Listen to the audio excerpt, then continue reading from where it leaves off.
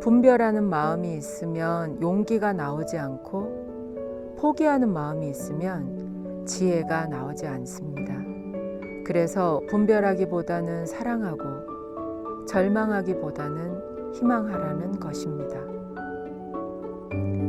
오로지 이것뿐이라는 일심에서 나오는 힘은 간절함을 딛고 일어서는 최고의 힘입니다. 인생의 변화는 꿈에 대한 확신으로 일어납니다. 꿈은 생활을 변화시키고 인생을 신나게 하며 미래를 창조하게 합니다. 사람에게는 누구나 세 가지 몸이 있습니다. 육체의 몸, 기운의 몸, 영혼의 몸. 세 개의 몸이 하나로 연결되려면 꿈을 스스로 선택해야 합니다. 꿈을 가지게 되면 세 개의 몸이 하나 되어 꿈을 이루려고 일사불란하게 움직일 것입니다. 꿈이 있으면 감정을 조절하여 행동할 수 있는 힘이 생기고 인생을 가치 있게 디자인할 수 있는 창조력이 깨어납니다. 힐링은 상처에 대한 위로에서 한 단계 더 나아가 잠재된 가능성을 일깨워 주는 것입니다. 잠재 능력이 깨어날 수 있도록 희망의 메시지를 전해준다면 그것이 바로 진정한 힐링입니다. 뇌의 주인이 된다는 것은 감정의 주인이 되는 것이고 생각의 주인, 몸의 주인이 된다는 것입니다.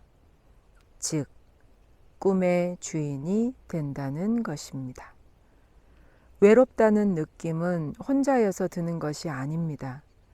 꿈을 잃어버렸기 때문에 외로운 것입니다. 꿈이 있는 자는 외롭지 않습니다.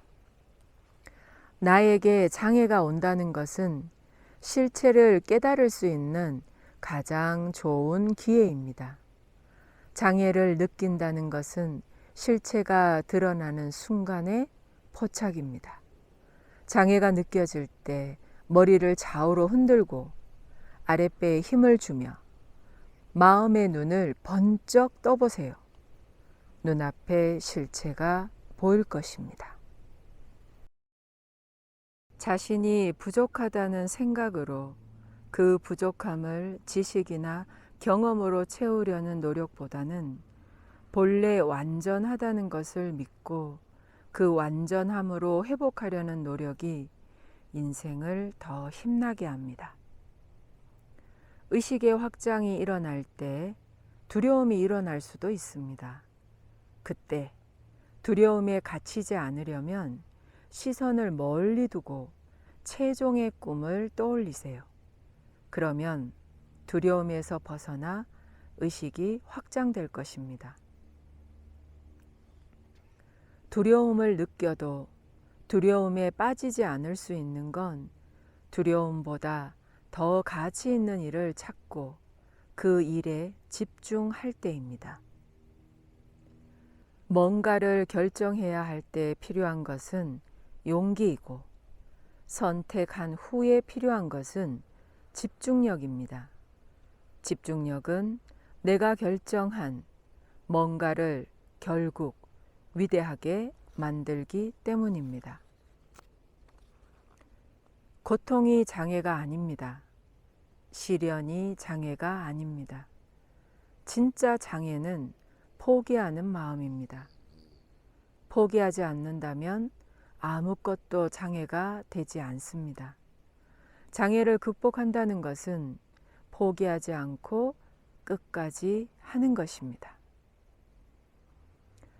자신을 사랑하기 힘들더라도 너무 센 척은 하지 말자. 자신을 용서하기 어렵더라도 너무 약한 척은 하지 말자. 그냥 본래 나이면 된다. 사람이 바뀌는 데에는 시간이 필요합니다. 특별한 시간이 필요한 것이 아니라 생활 속에서 시간이 필요합니다. 사람은 분명히 바뀝니다. 아무리 업이 두텁고 오래되어도 시간이 얼마나 걸리느냐가 관건이지 바뀌지 않는 사람은 없습니다. 사람이 바뀌는데 시간이 필요한 뿐입니다. 특별한 시간이 아니라 생활 속에서 시간이 필요합니다. 시간은 정성이며 집중입니다. 정성 들이고 집중한 시간은 역사가 됩니다. 시간을 장악한다는 것은 스스로 관리할 수 있다는 것이며 시간을 쓴다는 것은 지혜를 쓰는 것과 같습니다. 지금 시간을 누가 쓰고 있는가? 어디에 어떻게 쓰고 있는가? 시간, 사람을 바꾸는 건 시간 문제입니다.